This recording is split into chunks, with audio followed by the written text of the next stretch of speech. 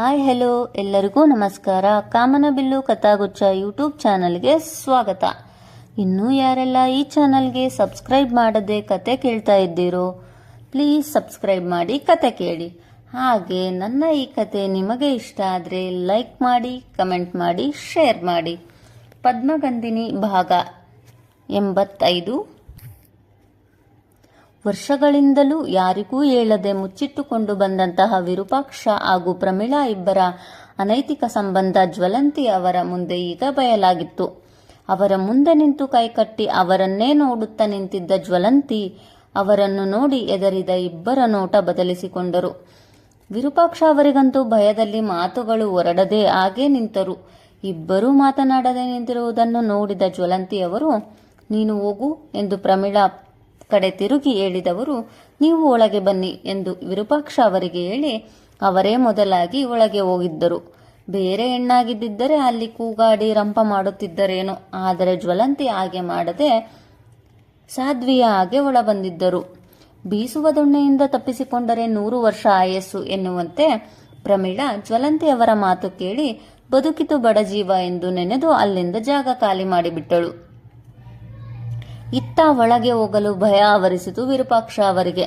ತನ್ನ ಗುಣಗಳು ಹೆಂಡತಿಗೆ ಗೊತ್ತಾಗಿ ಹೋಯಿತು ಎನ್ನುವ ಭಯ ಒಂದೆಡೆಯಾದರೆ ಅವಳ ಮುಂದಿನ ನಡೆ ಏನಿರಬಹುದು ಎನ್ನುವ ಗೊಂದಲ ಇನ್ನೊಂದು ಕಡೆ. ಅಂಜಿಕೆಯಲ್ಲಿ ಒಳಗೆ ಹೋಗಿದ್ದರು ವಿರೂಪಾಕ್ಷ. 1 ವರ್ಷದ ಪುಟ್ಟ ಕಂದ ಧೃತಿ. ತನ್ನ ಮಗಳೆಂದರೆ ಜೀವ ಜ್ವಲಂತಿಯವರಿಗೆ. ತಾಯಿಯಂದರಿಗೆ ಎತ್ತ ಮಕ್ಕಳು ಎಲ್ಲರೂ ಜೀವವೇ. ಆದರೆ ಜ್ವಲಂತಿ ಅವರಿಗೆ ಪ್ರೀತಿಸಿದ ಹೃದಯದಿಂದ ದೂರವಾಗಿ ತಂದೆ ತಾಯಿ ನೋಡಿದ ಹುಡುಗನಿಗೆ ಒಲ್ಲದ ಮನಸ್ಸಿನಿಂದ ಕೊರಳೊಡ್ಡಿ ಮದುವೆಯಾಗಿ ಇಲ್ಲಿಗೆ ಬಂದು ಇಲ್ಲಿಯ ಪರಿಸರಕ್ಕೆ ಕಷ್ಟಪಟ್ಟು ಹೊಂದಿಕೊಂಡು ಹೇಗೋ ಜೀವನ ಮಾಡುತ್ತಿದ್ದರು. ದತ್ತಾತ್ರೇಯ ಅವರನ್ನು ಮರೆತ ಹಾಗೆ ಬದುಕುತ್ತಿದ್ದರೂ ಸಹ ಅವರ ನೆನಪು ಇವರಿಗೆ ಬಹುವಾಗಿ ಕಾಡುತ್ತಿತ್ತು. ಅವರೊಂದಿಗಿನ ಆ ಸಿಹಿ ನೆನಪುಗಳನ್ನು ಹಸಿರಾಗಿಸಿ ಬದುಕುತ್ತಿದ್ದವರಿಗೆ ಆ ನೆನಪುಗಳನ್ನು ಮರೆಸಿದ್ದು ತನ್ನ ಜೀವನಕ್ಕೆ ಬೆಳಕಾಗಿದ್ದೇ ಈ ಪುಟ್ಟ ಧೃತಿ. ಇವಳು ನನ್ನ ಬಾಳಿನ ಬೆಳಕು, ನನ್ನ ಮನೆಯ ಮಹಾಲಕ್ಷ್ಮಿ ಎಂದು ಅವಳಿಗೆ ಧೃತಿ ಎಂದು ಹೆಸರಿಟ್ಟಿದ್ದು ಕೂಡ ಜ್ವಲಂತಿ.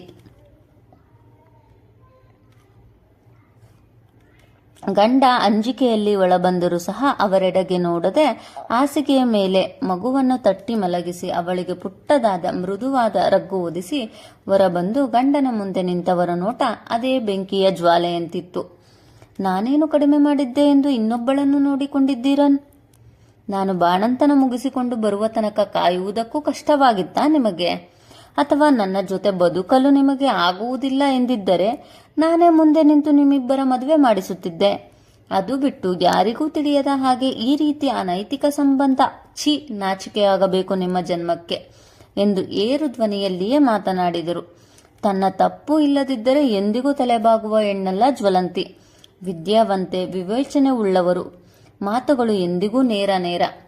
ತಪ್ಪು ಮಾಡುವವರು, ಸುಳ್ಳು ಹೇಳುವವರನ್ನು ಕಂಡರೆ ಅವರಿಗೆ ಆಗುತ್ತಿರಲಿಲ್ಲ. ಈಗ ಎದುರಿಗೆ ತಪ್ಪಿತಸ್ಥ ಭಾವದಲ್ಲಿ ನಿಂತಿದ್ದ ತನ್ನ ಗಂಡನ ಮೇಲಿದ್ದ ಸಿಟ್ಟನ್ನೆಲ್ಲ ಹೊರಹಾಕುತ್ತಿದ್ದರು. ತನ್ನ ಗಂಡ ಇನ್ನೊಬ್ಬರ ಜೊತೆ ಅನೈತಿಕ ಸಂಬಂಧ ಇರಿಸಿಕೊಂಡರೆ ಯಾವ ಹೆಣ್ಣು ತಾನೇ ಸಹಿಸುತ್ತಾಳೆ? ಜ್ವಲಂತಿ, ಇದೇನು ಯಾರು ಮಾಡದೇ ಇರುವ ತಪ್ಪಲ್ಲ.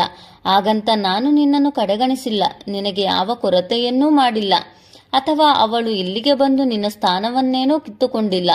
ಅವಳ ಪಾಡಿಗೆ ಅವಳಿದ್ದಾಳೆ. ಅಂಥದ್ರಲ್ಲಿ ಯಾಕೆ ಹೀಗೆಲ್ಲ ಮಾತನಾಡುತ್ತಿದ್ದೀಯಾ? ನೀನು ಸ್ವಲ್ಪ ಅನುಸರಿಸಿಕೊಂಡು ಹೋಗು. ಮಾಡಿದ ತಪ್ಪನ್ನು ಸಮರ್ಥನೆ ಮಾಡಿಕೊಳ್ಳುವುದರಲ್ಲಿ ಎತ್ತಿದ ಕೈ ವಿರೂಪಾಕ್ಷ ಅವರು. ತಾನು ತಪ್ಪು ಮಾಡಿದ್ದೇನೆ ಎನ್ನುವ ಪಶ್ಚಾತ್ತಾಪ ಒಂಚೂರು ಅವರ ಮುಖದ ಮೇಲೆ ಇರಲಿಲ್ಲ. ಏನಂದ್ರಿ? ನಾನು ಅನುಸರಿಸಿಕೊಂಡು ಹೋಗಬೇಕಾ? ಇವತ್ತು ಅವಳ ಹೊಟ್ಟೆಯಲ್ಲಿ ನಿಮ್ಮ ಮಗು ಬೆಳೆಯುತ್ತಿದೆ. ಇವತ್ತು ಆ ಮಗು ನನಗೆ ಬೇಕು ಎಂದು ಹೇಳುತ್ತಿದ್ದಾಳೆ. ನಾಳೆ ನನಗೆ ಹೆಂಡತಿ ಸ್ಥಾನ ಬೇಕು ಎಂದು ನಮ್ಮ ಮನೆಗೆ ಬಂದು ಕೂರುವುದಿಲ್ಲ ಎಂದು ಏನು ಗ್ಯಾರಂಟಿ? ಮಾಡಿದ ತಪ್ಪನ್ನು ಒಪ್ಪಿಕೊಂಡು ಇನ್ನೂ ಅವಳ ಬಳಿಗೆ ಹೋಗುವುದಿಲ್ಲ ಎಂದು ಹೇಳುತ್ತೀರಾ ಎಂದುಕೊಂಡೆ. ಆದರೆ ನಿಮ್ಮ ತಪ್ಪನ್ನು ಸಮರ್ಥನೆ ಮಾಡಿಕೊಂಡು ನನ್ನನ್ನೇ ಅನುಸರಿಸಿಕೊಂಡು ಹೋಗು ಎಂದು ಹೇಳುತ್ತೀರಾ ಎಂದುಕೊಂಡಿರಲಿಲ್ಲ.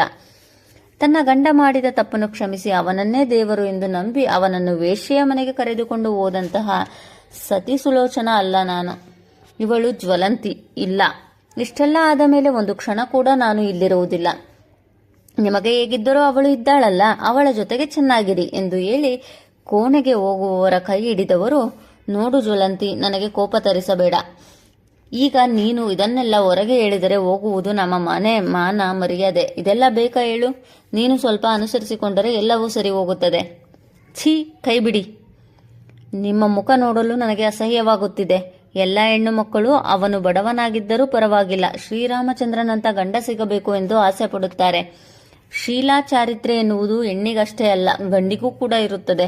ನಿನ್ನಂತವನ ಜೊತೆ ಜೀವನ ಮಾಡಲು ನನಗೆ ಇಷ್ಟ ಇಲ್ಲ. ಈಗಲೇ ನಾನು ನನ್ನ ಮಗಳು ಈ ಮನೆಯಿಂದ ಹೋಗುತ್ತೇವೆ ಎಂದು ಹೇಳುತ್ತಿದ್ದ ಹಾಗೆ ಅವರ ಕಪಾಳಕ್ಕೆ ಜೋರಾಗಿ ಬಾರಿಸಿದವರು, ನಿನ್ನಂತವಳು ಚಾರಿತ್ರ್ಯದ ಬಗ್ಗೆ ಮಾತನಾಡುತ್ತಿದ್ದೀಯಾ? ಮದುವೆಗೂ ಮುಂಚೆ ಅದ್ಯಾವನನ್ನು ಪ್ರೀತಿಸಿ ಬಂದವಳು ನೀನು. ಅಂಥದ್ರಲ್ಲಿ ನೀನು ನನ್ನ ಬಗ್ಗೆ ಮಾತನಾಡುತ್ತಿದ್ದೀಯಾ? ನಿಮ್ಮಿಬ್ಬರ ಮಧ್ಯೆ ಏನು ನಡೆದೇ ಇಲ್ಲ ಎಂದು ನಾನು ಏಕೆ ನಂಬಲಿ?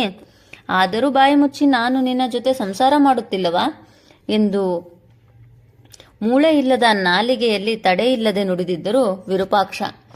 ಗಂಡನ ಬಾಯಿಯಿಂದ ಈ ರೀತಿಯ ಮಾತು ಕೇಳಿ ಪಾತಾಳಕ್ಕೆ ಕುಸಿದು ಹೋದರು ಜ್ವಲಂತಿ. ಈ ಕ್ಷಣವೇ ಭೂಮಿ ತಾಯಿ ಬಾಯಿ ತೆರೆದು ತನ್ನನ್ನು ನುಂಗಬಾರದ ಎನಿಸಿತು. ಬೆಂಕಿ ಉಗುಳುತ್ತಿದ್ದ ಕಣ್ಣುಗಳು ಆಗಲೇ ಕೊಳಗಳಾದವು. ತು ನೀಚ, ನಿನ್ನ ಮನದಲ್ಲಿ ಇನ್ನೆಷ್ಟು ಹೊಲಸು ತುಂಬಿಕೊಂಡಿದ್ದೀಯಾ? ನನ್ನ ನಡತೆಯ ಬಗ್ಗೆ ಅನುಮಾನ ಪಡುತ್ತಿದ್ದೀಯಾ?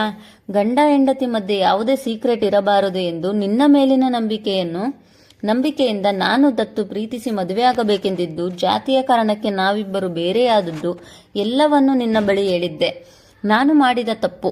ನಾನು ತಪ್ಪು ಮಾಡಿದವಳೇ ಆಗಿದ್ದರೆ ಈ ಎಲ್ಲ ವಿಚಾರವನ್ನು ನಿನ್ನಿಂದ ಮುಚ್ಚಿಟ್ಟು ಮದುವೆ ಆಗಬಹುದಿತ್ತು. ಆದರೆ ಅದು ನಾನು ನನ್ನ ಮನಸ್ಸಾಕ್ಷಿಗೆ ಮಾಡಿಕೊಳ್ಳುವ ಮೋಸ ಎಂದು ಎಲ್ಲಾ ವಿಷಯವನ್ನು ನಿನ್ನ ಬಳಿ ಹೇಳಿದನಲ್ಲ, ಅದೇ ನಾನು ಮಾಡಿದ ತಪ್ಪು. ಏನೆಂದರೆ ನಾವಿಬ್ಬರು ತಪ್ಪು ಮಾಡಿದ್ದೇವಾ? ನಮ್ಮಿಬ್ಬರ ಪ್ರೀತಿ ನಿಮ್ಮ ಹೊಲಸು ಸಂಬಂಧವಲ್ಲ, ಪವಿತ್ರವಾದ ಪ್ರೇಮ ಅದು.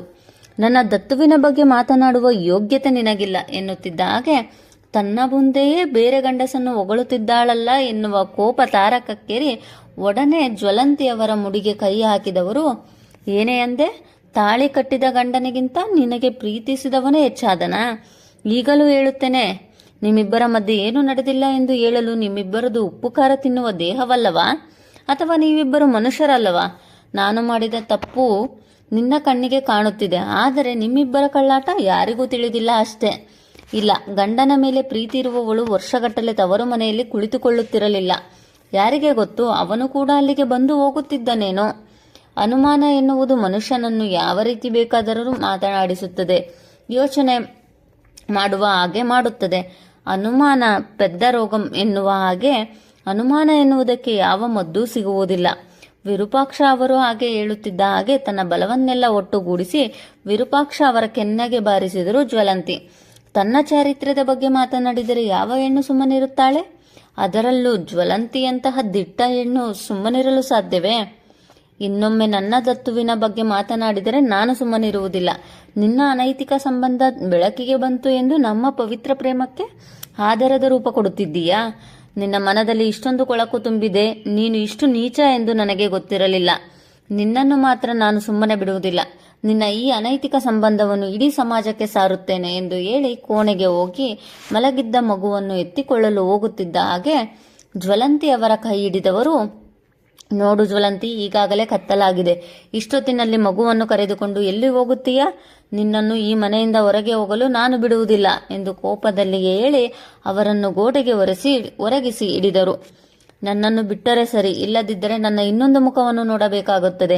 ಮರ್ಯಾದೆಯಿಂದ ನನ್ನ ಬಿಟ್ಟು ದೂರ ಸರಿ ಎಂದು ಜ್ವಲಂತಿಯವರು ಕೂಗುತ್ತಿದ್ದ ಹಾಗೆ ಎರಡೂ ಕೈಯಲ್ಲಿ ರಾಕ್ಷಸನ ಹಾಗೆ ಜ್ವಲಂತಿಯವರ ಕುತ್ತಿಗೆಗೆ ಹಿಡಿದು ಜೋರಾಗಿ ತಲೆಯನ್ನು ಗೋಡೆಗೆ ಬಡಿದು ಕುತ್ತಿಗೆ ಹಿಡಿತವನ್ನು ಬಿಗಿ ಮಾಡಿದರು. ಅದಾಗಲೇ ತಲೆಯನ್ನು ಗೋಡೆಗೆ ಬಡಿದಿದ್ದರಿಂದ ತಲೆಯಿಂದ ರಕ್ತ ಬರಲು ಶುರುವಾಗಿತ್ತು. ಅಲ್ಲದೆ ಕುತ್ತಿಗೆ ಹಿಡಿತ ಬಿಗಿ ಮಾಡಿದ್ದರಿಂದ ಜ್ವಲಂತಿಯವರಿಗೆ ಉಸಿರು ಕಟ್ಟುತ್ತಿತ್ತು. ಅದಾಗಲೇ ಜ್ವಲಂತಿಯವರಿಗೆ ತಾನಿನ್ನು ಬದುಕುವುದಿಲ್ಲ, ಈ ರಾಕ್ಷಸ ತನ್ನನ್ನು ಬದುಕಲು ಬಿಡುವುದಿಲ್ಲ ಎಂದು ತಿಳಿದು ಹೋಗಿ ಕಣ್ಣಿನಲ್ಲಿ ನೀರು ಇಳಿಯುತ್ತಲೇ ಇದ್ದವು. ಈಗ ಅವರು ನೋಡುತ್ತಿದ್ದುದು ತನ್ನ ಮಗಳನ್ನು ಮಾತ್ರ. ಮಗುವನ್ನು ಅನಾಥಳನ್ನಾಗಿ ಮಾಡಿ ಈ ರಕ್ಕಸನ ಕೈಯಲ್ಲಿ ಬಿಟ್ಟು ಹೋಗಬೇಕಲ್ಲ ಎನ್ನುವ ನೋವು ಅವರನ್ನು ಬಹುವಾಗಿ ಕಾಡುತ್ತಿತ್ತು.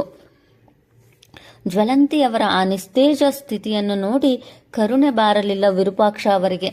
ಮನುಷ್ಯತ್ವವನ್ನೇ ಕಳೆದುಕೊಂಡಂತಹ ಮೃಗದಂತೆ ವರ್ತಿಸಿ ಅವರ ರಕ್ತ ಬಂದು ನರಳುತ್ತಿದ್ದರೂ ಬಿಡದೆ ಅವರ ಕುತ್ತಿಗೆ ಹಿಡಿತ ಬಿಗಿಯಾಗುತ್ತಲೇ ಇತ್ತು. ಜ್ವಲಂತಿಯವರಿಗೆ ಮಾತ್ರ ಮಗಳೆಡೆಗೆ ಇದ್ದ ನೋಟ ಬದಲಾಗಲೇ ಇಲ್ಲ.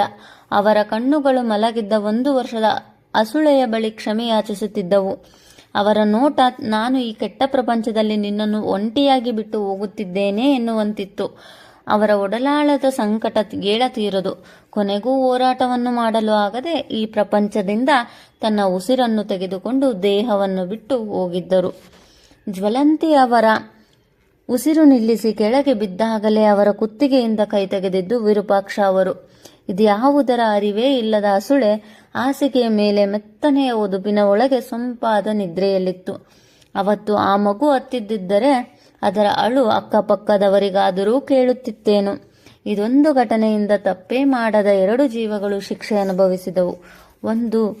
ಒಂದು ಜೀವ ಜಗದ ಅರಿವಿಲ್ಲದೆ ಮಲಗಿದ್ದರೆ ಇನ್ನೊಂದು ಜೀವ ತನ್ನ ಮಗಳನ್ನು ಬಿಟ್ಟು ಹೋಗಲು ಇಷ್ಟ ಇಲ್ಲದೆ ಒದ್ದಾಡಿ ಹೋಗಿತ್ತು. ಜ್ವಲಂತಿಯವರ ಹೆತ್ತವರು ಜಾತಿ ಎಂಬ ಭೂತ ಹಿಡಿದು ಅವರ ಪ್ರೀತಿಯನ್ನು ಬೇರೆ ಮಾಡಿ ತಮ್ಮ ಜಾತಿಯವರಿಗೆ ಕೊಟ್ಟು ಮದುವೆ ಮಾಡಿದರು. ಅವರ ಪ್ರಾಣವನ್ನು ಯಾವ ಜಾತಿ ಉಳಿಸಿತು? ಧನ್ಯವಾದಗಳು. ಮುಂದುವರಿಯುವುದು.